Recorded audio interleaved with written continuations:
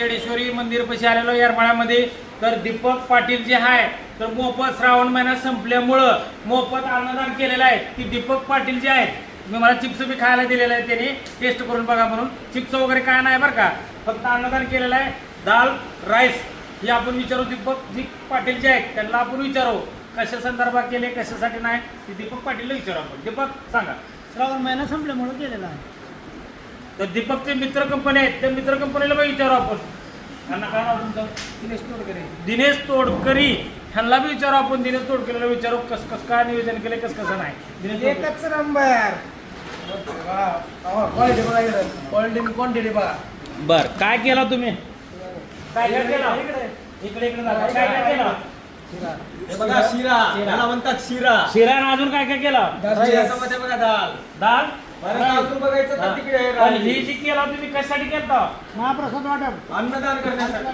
अन्नदान वाटप. कशाचं संदर्भ अन्नदान वाटप करणार आहे? कोणाचा वाढदिवस आहे का श्रावण महिना संपले का काय? श्रावण महिना संपल्यामुळे. श्रावण महिना संपल्यामुळं.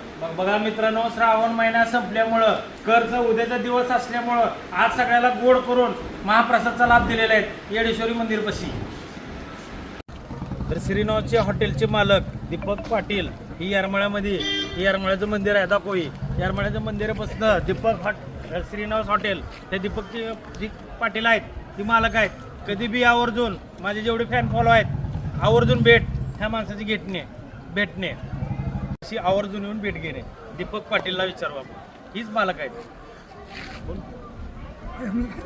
येरमाळा मंदिरापासून इथं जवळ आहे त्यांची हॉटेल आपण बघू. या इकडे दाखवा.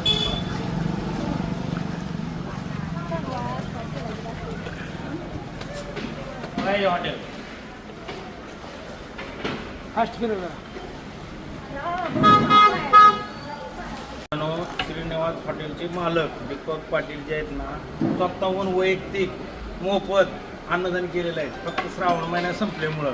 किती आनंदाची बातमी आहे. कारण पुढे चालून जर बकरीचं जर नियोजन केलं असतं तर किती लोक जे जयकार केले असते. पण श्रावण महिना संपल्यामुळं याने फारच एकदम उत्तम केलेलं आहे. बेस्ट वाटायला लागलं मला बी. जरा वास बघून बी टेस्ट द्यायला लागलं. दालच्या बिर्याणी बघू शकता तुम्ही. फक्त 30